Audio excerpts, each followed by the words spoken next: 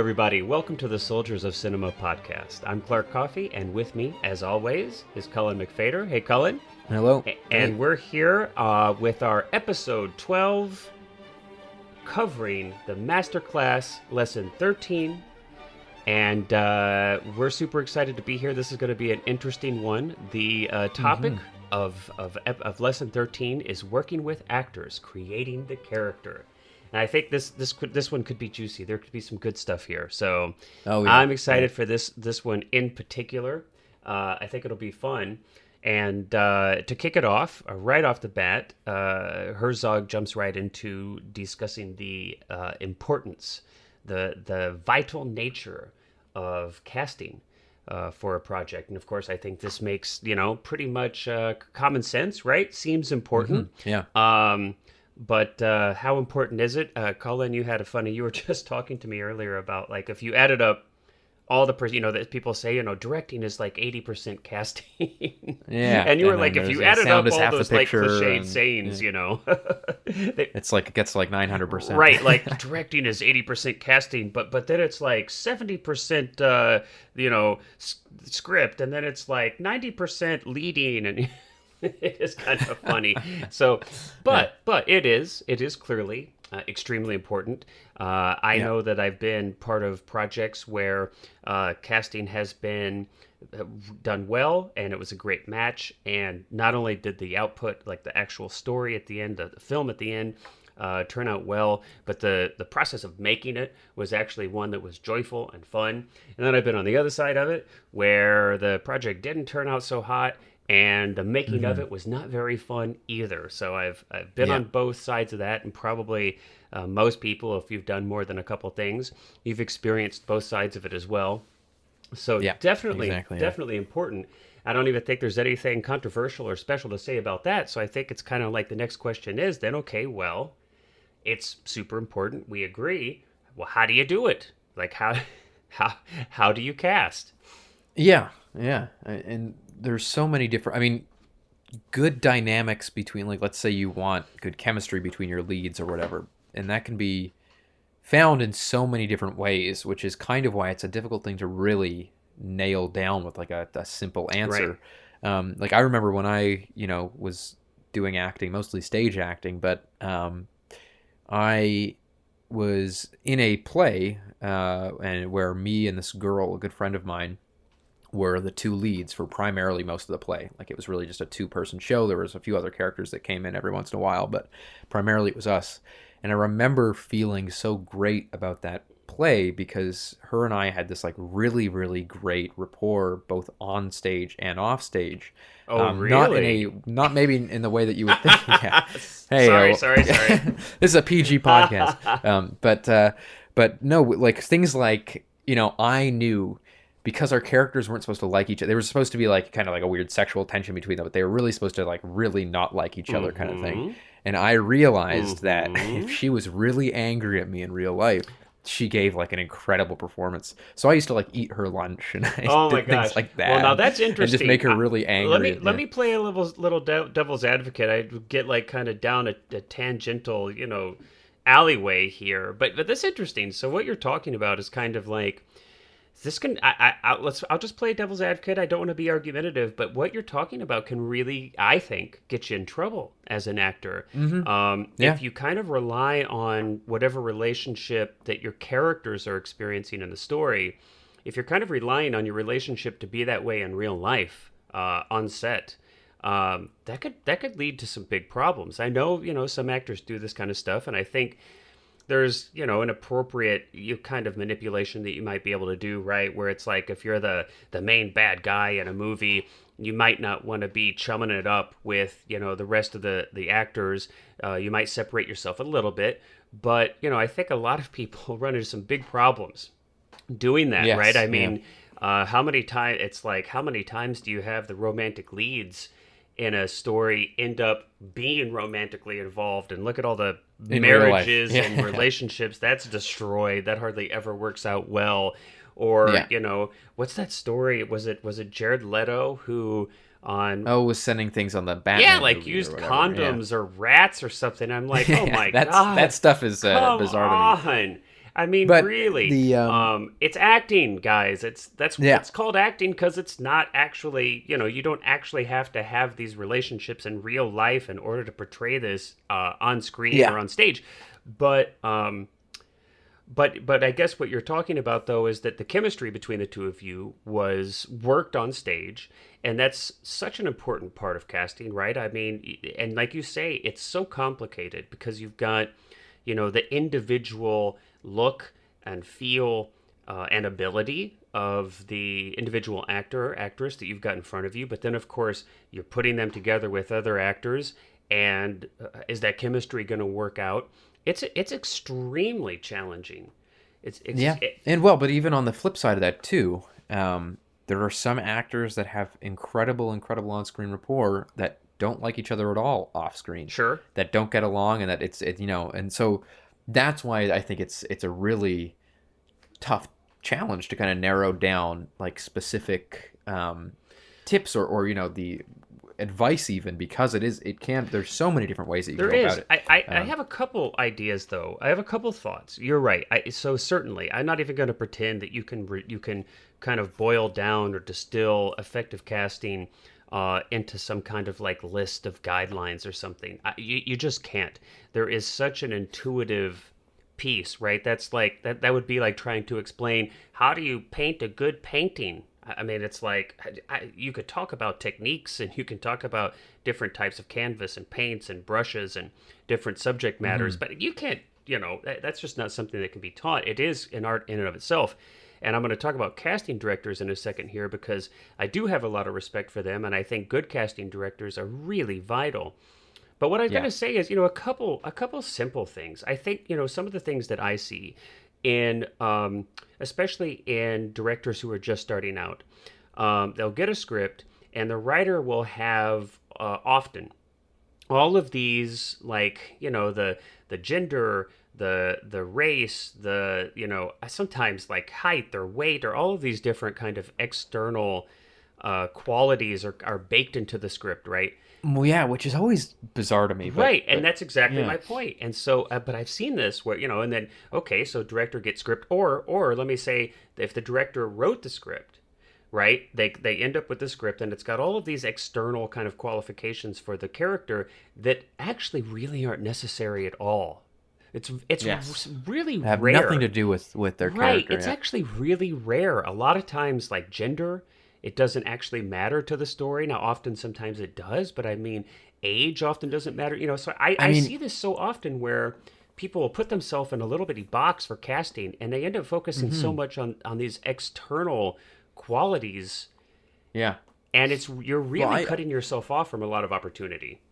I remember a few years ago, not to get too far into writing because ultimately this is about acting, but I do remember a few years ago, right when I guess I was starting out, kind of stepping into the professional world. I think I just graduated high school, so this must have been five or so years ago.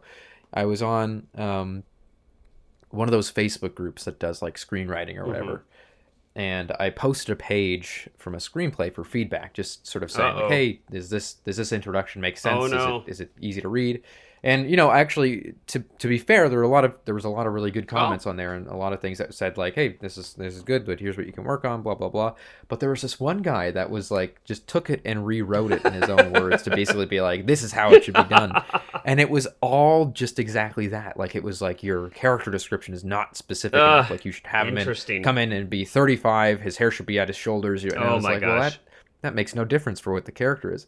But I also, for this feature that I'm working on right now, it's interesting that you mentioned gender because we actually so we wrote 3 drafts. There had been more than 3 drafts, but 3 total drafts, and there had been like 0.5s and 0.8 and whatever Right. and within there. But 3 major drafts had been written, and on the 4th draft, we decided to switch the gender of the main character.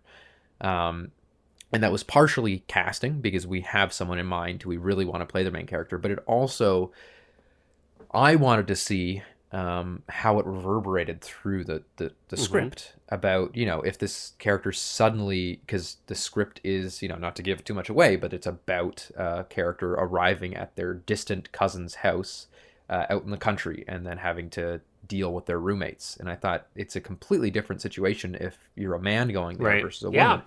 And sometimes it can provide a really interesting change. So I would say even then, leave it open. Like You always can be open always you to can always switching do those things rewrites. Yeah, around. I mean you can Yeah, always yeah. adapt a script. I mean, and this is where I would even say, I mean, obviously, look, a script is vital, and we just joked a second ago about how if you added up all these percentages, filmmaking equals like 600% because it's the script is vital, the casting is vital, Yeah. and all this kind of stuff. But I really do think that there are a lot of aspects of a script that can be modified. These specific little circumstances that could Hmm. and should, I think, be modified to work around an extraordinary actor if they didn't fit kind of your preconceived notion of just these external qualifications, right? So I would absolutely, I'm completely happy to do that and often will. Yeah. I would so much rather have an actor that feels like they're a great fit, that brings so much to the table. And I mean, it's like maybe we can discuss that a little bit. I mean, I can talk about what I look for, when I'm casting, and let's jump in here too. Herzog doesn't really talk about this. Herzog jumps so far. He's like, look, it's the choosing the right actor is the end all be all. Understanding the hearts Hmm. of men and all these things. But look, let's be realistic. There are very real and significant practical logistical limitations or considerations to casting. And it's, I think, very rare that you can just absolutely pick just the best actor period without taking anything else to consideration. And you know I can give some examples. I mean, the horror film that we're working on now, we are in pre-production. We are currently fundraising, and we've achieved our first tier of fundraising. So it's like, okay, we're going to make the film, but now we're trying to stretch those goals. We're trying to achieve a higher budget. And so what we're doing is that we are reaching out, we're making offers contingent on budget to actors who have an audience, who have somewhat of a name in the horror genre, which is, where our film lies. And we're not auditioning these people. I've never worked with them before. I don't know what they're like on set. I can only see the work that they've done previously, right? But I don't even get a chance to meet them. I'm going to be working as co-director on this film, and I'm not even going to, it's like if they say yes, I'll accept, and we get this, Yeah. but right, then we can, and the whole point is that we can use their name to continue further our fundraising, hopefully raise more money, get a higher budget. What we do that, they're on board. And so I've got to take Yeah. whatever comes. And that happens a lot. And I think at a lot of levels of film, not just down here in these little bitty $250,000 or less films, but that's, casting is such a huge part of budget and marketing that those concessions are always being dealt with. So, and also just, right, the limitations of what you've got. I mean, Hmm. Exactly. right? You hold castings. It's like wherever your geographic location is, whatever the limitations of your budget, et cetera, your geography. I mean, you've got to pick from what you have available to you. So, Well, I think, and I think a huge aspect of it is also people. I hear this question so often, which is like, what's the line you draw on collaboration? mm, And so like if an actor has an great idea, question. Yeah. where do you say, like, no, I'm the director, I make the final call versus what? But I think that the thing is, you can't really draw that line in your mind. The way I deal with it is, if it's a good suggestion, I go with Yeah. it, and if it's not, I don't. Right? Like Sure. I'm never really on set, especially when it comes to collaboration and the ideas that people bring. I'm never sitting there going like, no, no, no, the actor can't make a suggestion for a shot because they're the actor. I would rather my actors not be thinking about that, but if they For do sure. suddenly Right. come up with something on the set and go like, hey, what if we try this? I'm not going to go, no, that's not your department. If it's a good suggestion, then I'm going to take it. I don't really draw those lines in my head of going like, no, no, no, I've got to make this decision and leave it up to this department, and separating those departments, because I think that's a huge part of it, is that a really good team and we've talked about this in the directing episode, but I think it should go beyond just the director. Hmm. A really good team on a film set should know every department. Obviously, not master it, because that would be a lot of time and a lot of effort put into doing so, but should understand the departments, because that allows so much communication Certainly. between department to And of department. course, an actor having an understanding of how a set works, and certainly understanding, what's going on with the camera, with lenses, with other things. Having Hmm. like a general understanding of where your frame's going to be at certain focal lengths of lens, and other things. That's very handy. But yeah, like you said, I would much rather have my actor being concerned with their performance and their character as opposed to worrying about the technical, logistical issues of the goings on of the set. I will say Hmm. this though, it's because sometimes you can have this kind of happen. I've been in this place before. I agree with you that a director should be open to feedback, and I certainly believe that actors can have very great feedback, especially when it comes to the script and their character. If they're doing their homework, they're spending a tremendous amount of time breaking down and analyzing that script. But you do have to be careful that the desire to give feedback doesn't get in the way of them doing what's asked of them, though, Hmm. right? And it should be a very easy compromise where, if an actor comes to the director, say that's you, comes to you and has a suggestion for the character or something, it's I think you have kind of the obligation to take that and look at it. But you can say, no, I appreciate that, but let's do it as written. Now, if the actor is unwilling to do that, that's clearly an issue. So there's Well, a but line. even Herzog talks about in the Vietnam movie about the prisoners Oh, of the war, where the guy, I can't remember Christian the specific names. It's the Christian Christian Bale Bale, movie, but yeah, it's the other actor who's trying to deliver a yeah. line and can't do it without either laughing or just Oh, right, sounding right, weird. right. That And so Herzog says, "No, no, let's take it out. Say it as you would say it." right, And then the actor just said, "Okay, I would just say, right, goodbye and good luck." right. And like it's things It's a like that I collaboration feel for like, sure, yeah, but so often directors are so stuck can be. on Can yeah. be, and I think sometimes the less the experience, the more often that's the case. And I think Hmm. it's just because it's when you're new out there, it feels a little more threatening to Yeah. kind of improvise, quote unquote, so much on set. But I think as you gain experience, as you get more and more familiar with what's going on, I think you're more and more open and accepting of these kinds of gifts, let's call them, that can occur on set when you're shooting.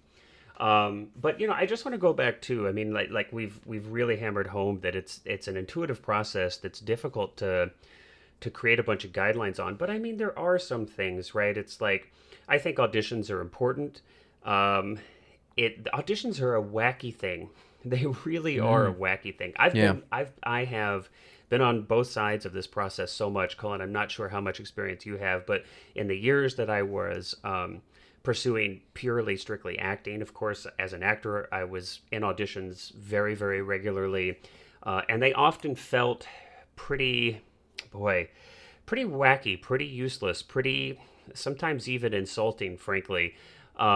Because certainly there are some good ways to run auditions, and there are some not so great ways to run auditions. Yeah.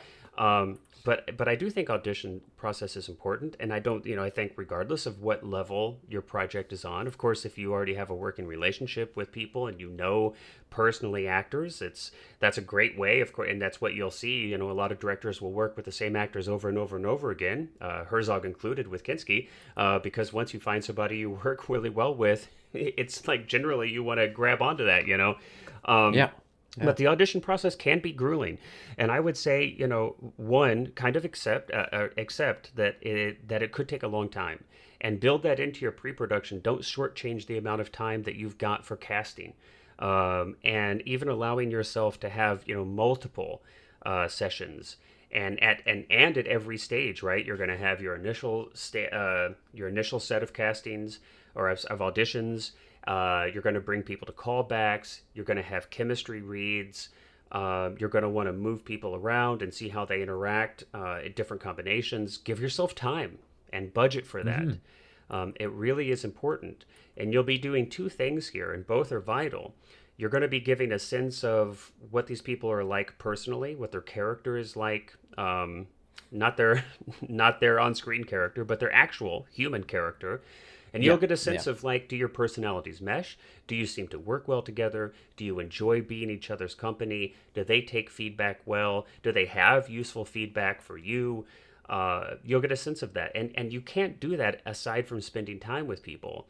Yeah. And you don't always have to be friends either. I think No, that's a really you key thing, that don't. you don't always have to necessarily get along with these people, so long as your Well, relationship is professionally, efficient I think and you professional. have to be able Yeah. to be cordial and right. I Yeah. mean, you have to have the And ability to work. Yeah. work well. But yeah, you don't have to be best buddies. Like Absolutely I not. know very many people that I work with that I enjoy working with on a professional level that I would never hang out with Yeah, or get sure. a drink with or Yeah, whatever. And I think that that's kind of what's important, is that like you don't have to get along with these people in the way that in I a mean, friendship way. You yeah, don't in a have to be friendship way, buddies. exactly. Absolutely, Yeah. absolutely. And some of the most like productive and fruitful collaborations I've had with people, I was also not buddies with. Absolutely. Mm-hmm. But then some of but it has been the case conversely as well. So it's Yep. not that Yep. you can't be Exactly. friends with somebody and work well, but it doesn't have to be there. Um, Yeah. And there are some people I've worked with that I would say have strained, stressful relationships with, and stressful yeah. times on set, where it actually turns out really well, though. I mean, and you look at, Well, not Herzog and to, Kinski, my goodness, yeah, not to Herzog and not. Kinski is a great example, and I was going to say Kubrick and a lot of even Shelley Duvall and The Oh Shining, my. where it was basically bullying at Well, that and point. and I want to talk about that. That's a great segue. That's a great segue Yeah. because, Herzog speaks to something that, I never want to put words in his mouth. And so Hmm. I'm not, I'll never know exactly to what extent he is suggesting this, but he talks about what's on screen is all that matters. Hmm. And I'm going to lean a little bit to the side that there's an understood thing going on here, which is that it's understood, though, that doesn't mean abusing people. That Hmm. doesn't, and yes, there are some pretty like mythically big stories of Herzog and Kinski in the past, and Herzog trying to get him killed. right, like I think Herzog even holding them at gunpoint, saying you can't, finish this film. I vaguely seem to remember reading that actually really didn't happen in that way, but certainly there's a lot of mythology around that. But I would Hmm. hope that at his age now, with his level of experience, I'm gonna guess that he's kind of there's an understood here, which is that yes, what goes on screen matters, but it's also vital that the process does not mean abusing people. And so Hmm. I definitely don't think. Now it's interesting. I don't know about you, Cullen. It was like when I was your age, I actually felt pretty differently. I cared a lot less about hurting people's feelings. I cared a lot less about how I treated people, and I really did kind of only care about the finished product. And I have really, really changed my tune on that as I've aged. Where do you See, sit on that?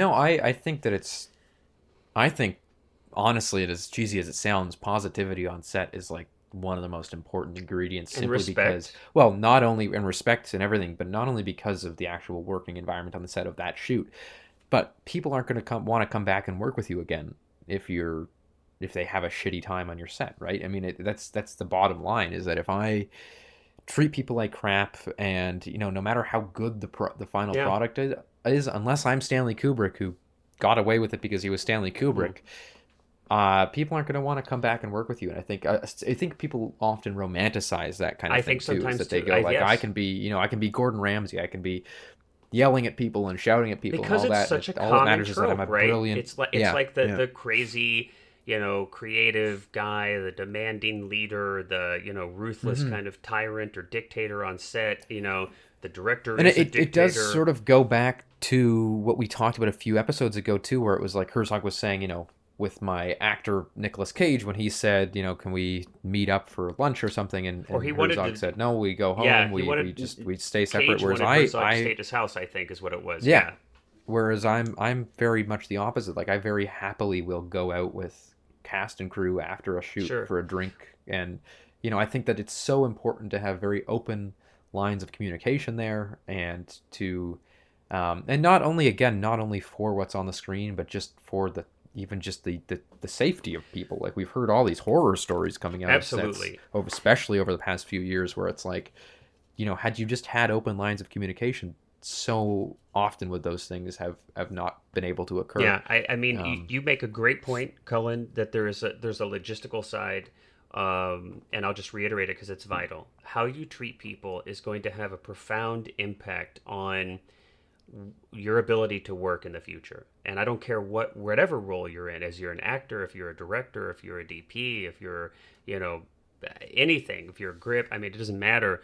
How you treat people is important in the real world. It's a small industry. Even out here in LA, I cannot tell you how many times I see the same people, or how small the degrees of separation are between myself and other people. It's insane. It blows my mind. And this is one of the biggest markets in the industry anywhere in the world. And it's still really small. So that's a good practical aspect. But of course, not to get too preachy or anything, but my goodness, I mean, there's also a moral and ethical obligation here. I mean, it's just treating people with respect, being appropriately professional. That certainly doesn't mean you can't be friends with someone, but treating people with respect, and having a courteous, professional working environment, I think, is vital. And even more, I mean, just to get a tiny bit philosophical here, I think a lot of people believe that the means justify the ends, right? And that's kind of what you're saying when you say what matters is the only thing that matters is what's on screen, and that's basically just another way of saying the ends justify the means. And I actually don't believe that. I think it's the process of making a film, and the community that you create between the people that you're working with, and that collaboration.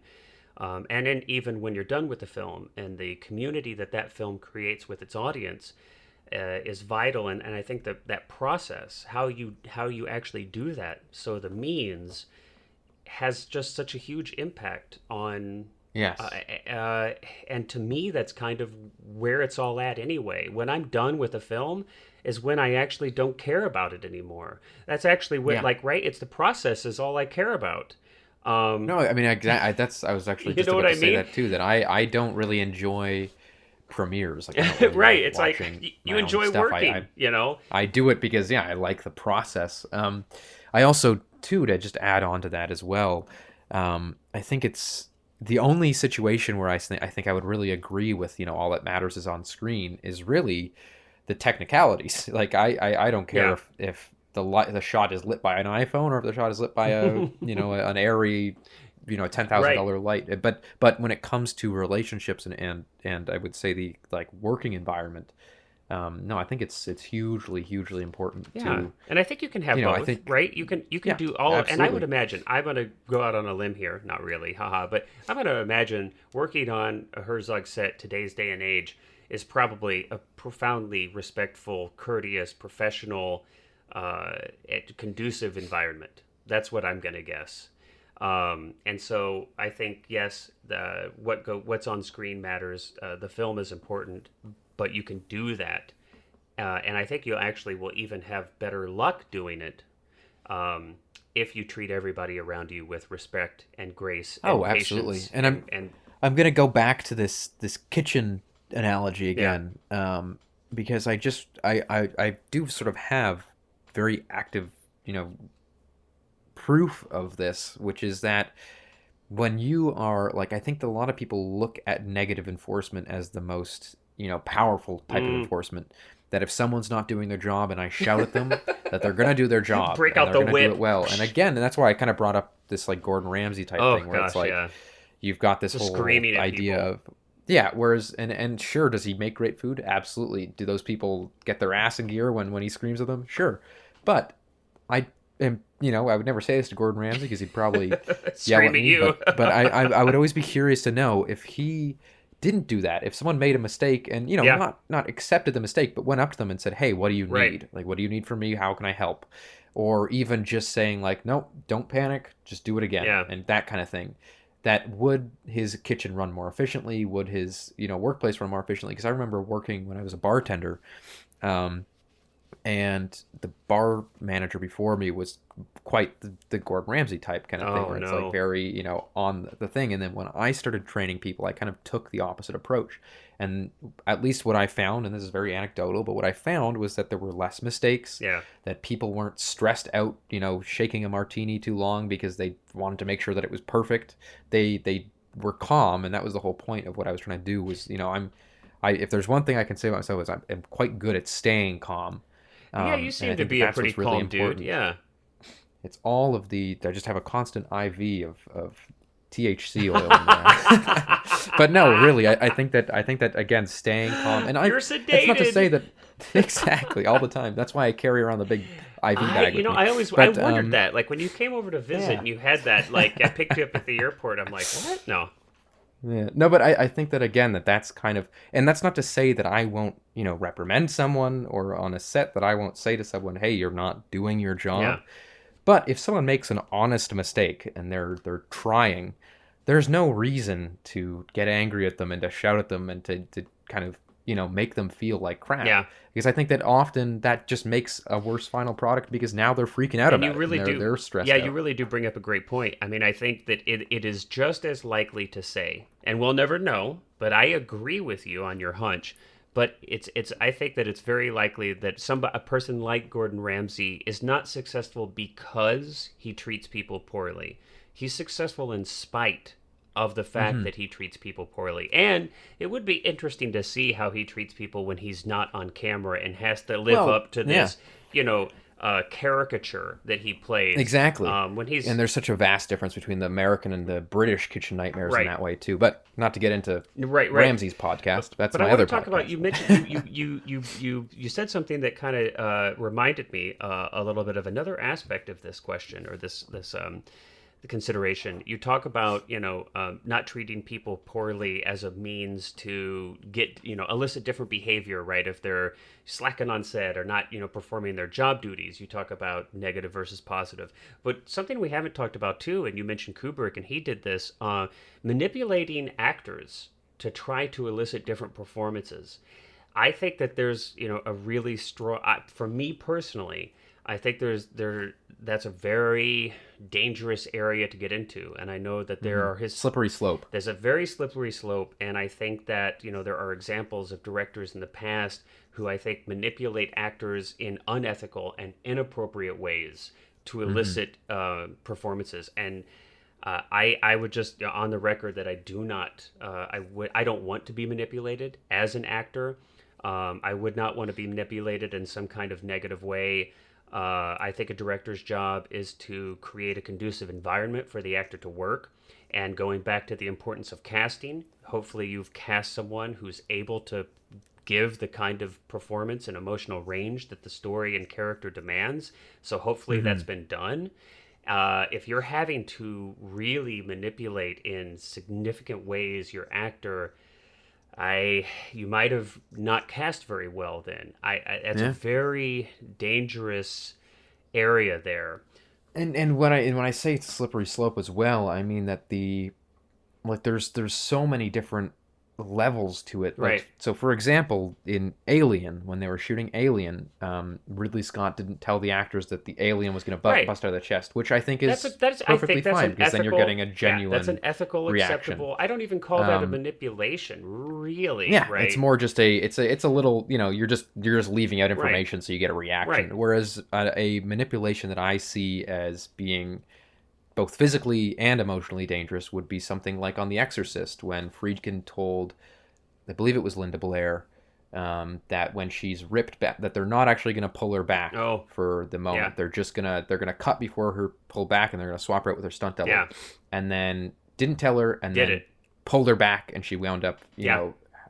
having a huge neck injury because of it. It's That's something like that, unacceptable. where it's like that's I unacceptable. think Exactly. that if you're lying to your cast, you probably are stepping into some not so great areas. That my personal, if you can't be truthful, right? And I think there's a difference. Like you could, I don't know what Ridley Scott, of course, said, but I can imagine many ways where you could leave something a secret and say, hey guys, hey cast, you know the story, you've read the script. Something's going to happen here, but I don't want you guys to see it beforehand or know exactly when it's going to happen, because I really would like to have a spontaneous response that people can say, yeah, okay, sounds great. But to put somebody in a position where they're going to be physically manipulated in a violent way, like the example you just gave from The Exorcist, to lie to them, and then I just think that's so maybe that's a good guideline. If you're having to lie to people, that's probably, maybe you're getting into an area that at least I would personally not want to be in, not as an Hmm. actor or as a director. Well, and again, it's to me, it's just about communication. So, like for example, I've had to film scenes where not full out fight scenes, but where characters get very physical with each Hmm. other, whether it's just like a push up against a wall or something like Right. that. And I would never go to the actor that's doing the pushing and say, "Okay, go really far with it. I Right. want to get this," and not tell the other actor. What I would do in that Have situation, to have if I want it consent. to be You really have to intense, have is consent. exactly is I go to the other actor who's getting pushed, and I would How do you say, feel about this? If we listen, did, yeah. how real can we go? How comfortable are you with going? And if you're not, then absolutely, say cut, or just Right. let me know or whatever. But what if we go, if you're actually shaking around a little bit, is that okay? And then that actor is now going to go, yeah, that's They're in fine. control. Or they may not say no, but most of the time they'll say, yeah, that's fine. Thanks for talking to me. Now we have Yeah. a open line of communication. I know that I can trust you, and that's a huge part of it. It's just this, that you're not breaking the trust of your actors. Right. And I think you're right. And allowing them to be a part of the conversation, to give them the information to make conscious choices, to not present lies to them. I think these are all very good general guidelines for remaining, maintaining an ethical, moral relationship with your actors. But clearly Yeah. there are many examples. I hope it's happening less and less. But clearly there are many examples where that has not been the case in the past, and some very famous. And I think Sometimes it's been fatal. I sometimes mean, it that's the thing. absolutely, and it's been fatal before too. Yeah. And that's not even getting into the world of if there are simulated sex scenes or lovemaking Oh God, scenes or yeah. things like this. I mean, it's the amount of precaution that should be taken in those situations, and the level of consent at every single minute detail is vital. Uh-huh. And I mean, that's the thing about those things too, is that like those scenes, if they're taken from a certain energy, can be a blast to shoot. It can be Right. hilarious, and you can have fun doing it, Because and you can everybody's make sure that embarrassed it's anyway. It's like yeah, and you can just kind of but it's this point where again where you lose the trust of your actors and you start to manipulate. yeah. That's kind of where, and again, it's like I love scaring people. I love pranks of like Well, hiding people's closets and you jumping out and stuff like you that. are a little And scary it's though. I mean, it's yeah, I true mean, that you're calm. It's true that you're calm, Cullen. But I think it's behind that a little bit calmness, Norman Bates, huh? right? Because let's tie this in. Herzog talks about his role in Jack Reacher, and remember he's like the main bad guy, and he has Mm-hmm. that guy bite off. The bite off the finger, But yeah. Herzog specifically talks about in this lesson how it's like his performance. He's like, I come from a place of this power. There's no reason for me to be emotional. There's no reason for me to like yell or anything. So I'm just calm. And I feel like is that you, Cullen? Is that you come from Yes. such a place of just like you don't A even man will need. bite off his finger. Oh, I love it, man. I love it. I'm sorry. I think I interrupted you. You were gonna say, what were you? I don't even. Oh no, I just that it's one of those things where it's like there are things like that I wouldn't mind doing to, or just to go back right to the beginning where it's like when I was I was never mean to my co-star Mhm. in that play. I was just doing things like if she had a brownie, I'd open the brownie and take a bite out of it or something like that, and it would just kind of get the energy there, and I would never intentionally hurt anybody or anything No. like that. And it's things like that where it's again and that's why I think it's both a slippery slope, but also something you have to draw really clear lines on. And Because if that ever went too far, then it's immediately something that has to be shut oh down. my, yeah.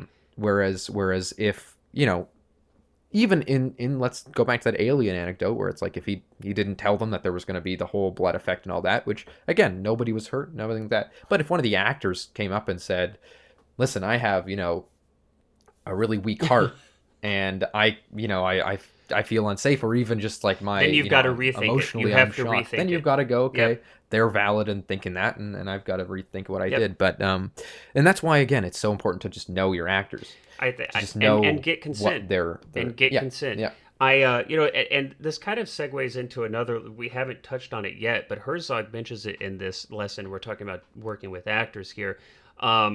He talks about when he's, most of his cast, when he cast professional actors, experienced actors, he's fairly hands off as far as how, he's trusting, right, that these professionals And of course Herzog has worked with some extraordinary actors. I mean, he's been in a position for decades now where he can get high caliber actors.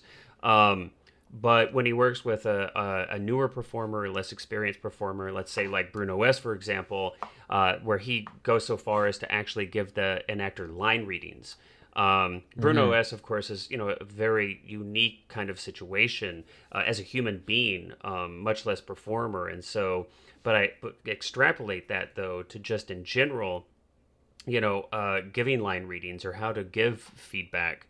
I don't know what your experience or thoughts are. I guess in a scenario where you've got a completely inexperienced actor, and of course, again, that is such a unique experience. I mean, Bruno was cast for the films he was in because of his unique personal experience being similar to the character's experience. But that's a very unique situation where this actual human being had experienced neglect and abuse and isolation, which mirrored the character. But I don't, there's not too many scenarios where I think I would have an inexperienced actor in a role. But I'm very much against line readings, I guess, is what I'm trying to say. All of this. No, I've never.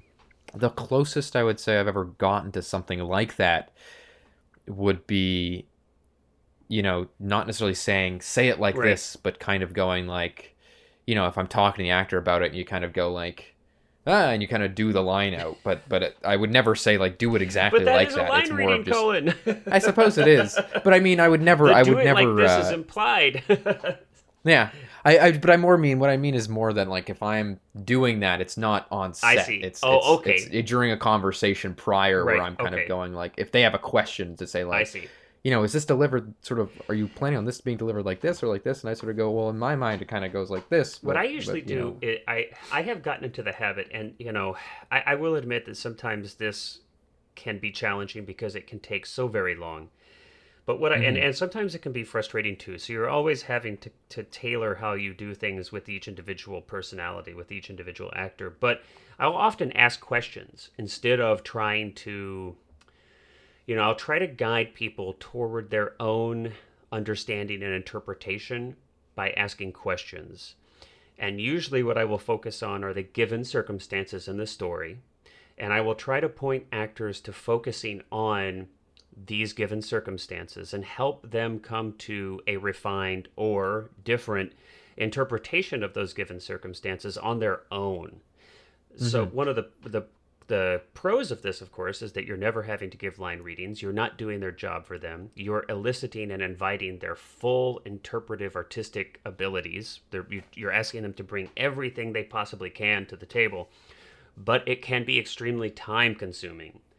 And so generally it's, in rehearsal, this is a great, and I started doing this actually when I was directing theater. So I was working in a scenario where we had a lot of time in rehearsals, and I would even work with actors one-on-one outside of rehearsals where appropriate. But, film, you may not have this. Television, you definitely don't have this. No. It just does not exist.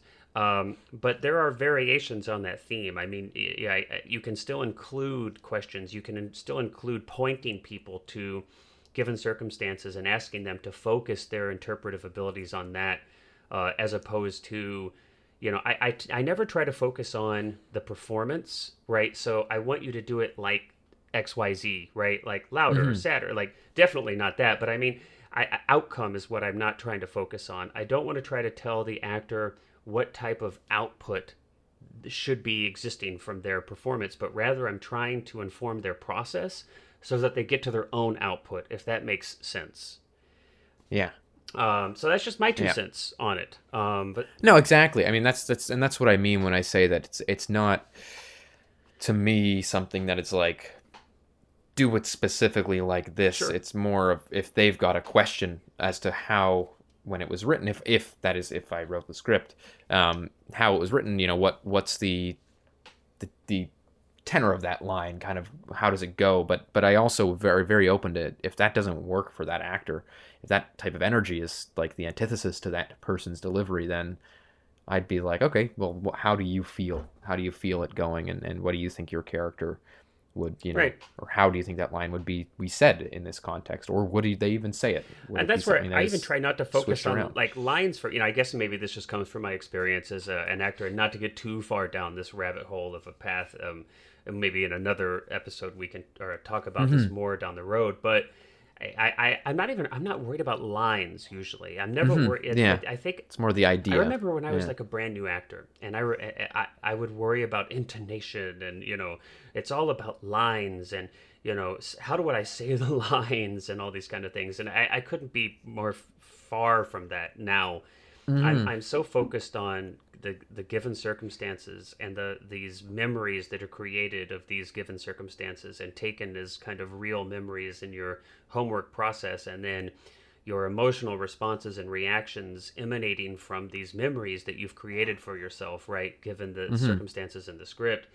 So I'm always trying to point actors to the creation of these quote unquote memories from these given circumstances by helping them hone in on maybe things they hadn't seen in the script, or maybe they Yes. take an Yeah. interpretation in a direction that wasn't conducive to the story at this time.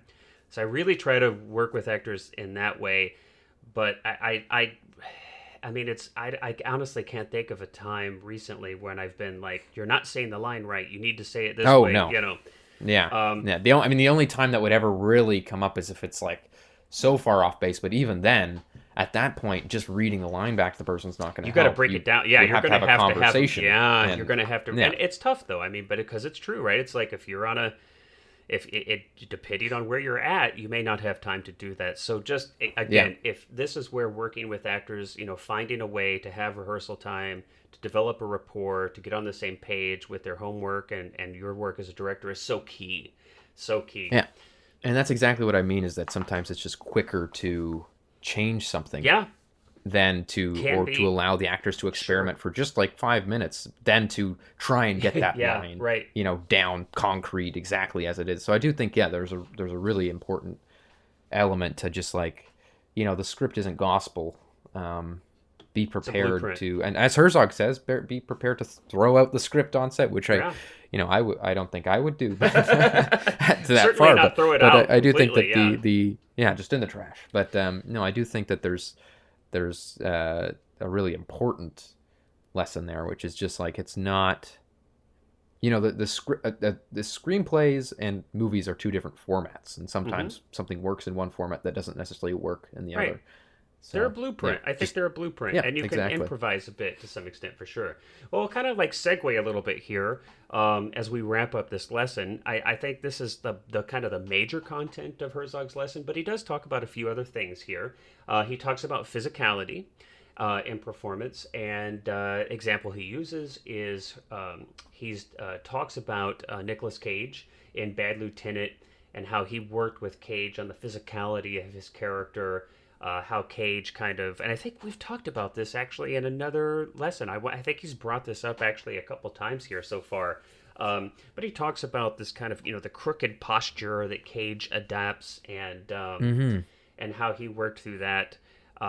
Let's see. He talks about wardrobe and props, and he talks about Aguirre, and again, actually, and we've talked about this too before, the very similar like physicality between those two characters. I think Herzog very much Yes. likes he likes That to kind of portray limpy, his, almost, yeah. his like crooked characters in a crooked way. Yeah, very, Make it very very on the not on the nose, but very, bringing that yeah. physicality forward. Yeah. It talks about the wardrobe and props. I think the wardrobe's actually amazing in Aguirre. I love how the armor rusts. And we know how Herzog feels about wardrobe. Let's see. What else? Let's see. He talks about finding a. Well, I think Yeah. if I can just Oh, point please, on please. physicality real Yeah. quick, I do think that one of the things that I didn't steal from Herzog, but I stole from Kurosawa, which is similar, and they sort of say similar things about this, is that Kurosawa used to have his actors in character choose some sort of physical quirk or tick to carry through the whole movie. So if it was somebody wringing their hands, or that's that's very on the nose, but it could have been something as simple as someone has a twitch in their eye, or someone when they walk, one leg goes a little bit further than the other Mm-hmm. one, and things like that, where it's like just something that. And for Kurosawa, it was because when he grew up watching silent movies, it was an immediate way to recognize a Sure. character without necessarily seeing who they were Sure. up front. That you could see someone, you could tell who they were just by their silhouette, Yeah. etc. And I think that carries into a lot of what Herzog says, which is like, nowadays we have such amazingly high resolution cameras that you don't really need to worry about not being able to recognize a person on screen. But that just having that physicality blend in with their character choices can be such an Sure. incredible kind of way to identify characterization and Well, things it's a like visual that. And medium, right? I mean, yeah, so why not take advantage of the visual? I'm all about density of storytelling. So, yeah, any chance you have an opportunity, and this is, and I want to tie this in with the importance of casting, right? Be looking for these kinds of things. I think hmm there's so much focus on lines, lines, lines, lines. Do you have your lines memorized? Do you, how auditions, especially at, kind of more amateur levels for both the director and the actor, it's so much about lines. And yes, and I yeah, just want to say, really pay attention to an actor's physicality. See what they bring into the room when they audition. I think that you can often tell how much importance, or have they done homework on the physicality of this character. When the scene starts in the room, can you see them kind of change, right? Do you get a sense that they've now changed into this character? Did something happen? Make suggestions, give feedback in the room, and see if they can adapt new physicality right in the moment. I think that'll give you a good sense of if that's something that they're working on in their homework, they're cognizant of. yeah, So, exactly. and then Herzog talks about finding a character's voice, and this is something that, boy, you could talk about for an extremely long time. Um, hmm we've already hinted at it when I was joking about you speaking so calmly because you are coming from such a place of power. But Herzog does bring up his example of his role in Jack Reacher, and how he, chose to portray quietly that intensity of his character. I don't really have a ton more to add to that, except to say, of course, it's vital that a Yeah. character. I mean, there's some great examples of Kurtz and Apocalypse Now and things like Ah, that, where it's not, you don't always need to blow up the screen to you provide definitely an don't always intense need to role. blow up the screen. And I think, again, hmm just to kind of tie it back into the overall, center of what this lesson is about, is to definitely be looking at that as a director when you're casting. Yeah. Um, even if, and this is, I think, key, even if the actor has made, right, because most of the time, the actors are going to be coming in having worked off of sides, which are just a few pages. That's just a scene. Yes. More Yeah. often than not, well, more often than not, your actors are not going to have given the entire script. Now, I do want to make a comment about this, though. For me, I like to actually give the entire script to my actors before they audition. I know a lot of people don't do this, and in the industry, it's much more rare that you're going to get a script as opposed to just sides. But I hmm always give my auditioning actors the entire script because it tells me a few things. One, did they take the time to read the whole script? And I think that's important. It takes about, 45 minutes to an hour to read a 90 to Yeah. 120 page script, give or Not take. And long at I'm not all. a Yeah. fast reader. So what was their investment? Did they take the time to do that? And two, it's going to, I mean, there's no reason not to give your actors all the tools that they might need to do as much homework as possible so that they can really bring something into the room to you. And so, as far as connecting this to finding a character's voice, really look to see what is the depth of the homework that an actor has done when they come in the room to audition. It'll give you an idea of their passion, or do they like are they involved, invested in your project? Did they connect with the script? Did they put enough work into, did they put the work in for the audition? I mean, it tells you a lot about an actor. So that's just, and a lot of people work different ways. That might not work for somebody else. But as an actor, I always appreciated the opportunities when I got the full script. And as a director, I always give the full script if it's even remotely possible. Yeah. Yeah. So No, I agree completely. Yeah. fantastic. Well, we will end on an agreement then. Yes. All Yes. right. Well, Until I throw something in, but yeah. I'll sign it down. Okay. Well, you've got a few seconds here as I wrap up. You can maybe disagree with me on something, and we can end on that if you so desire. But anyway, well, everybody out there listening, as always, we really appreciate it. We hope that you found this entertaining, enjoyable, informational. Enjoyable background music as you change the brakes on your truck in the garage, whatever the case may be. We hope that you've enjoyed it, and we will see you next time with episode 13, which is going to be a little bit of an extension of this one, working with actors on set. So I'm really looking forward to that one too. All these acting ones have like a special place in my heart because of all my experience as an actor. So I'm really looking forward to this one as well. But Cullen, thank you so much, as always, for being here. Thank you. Yeah. And everybody out there, we'll see you next time. Take care. Bye-bye.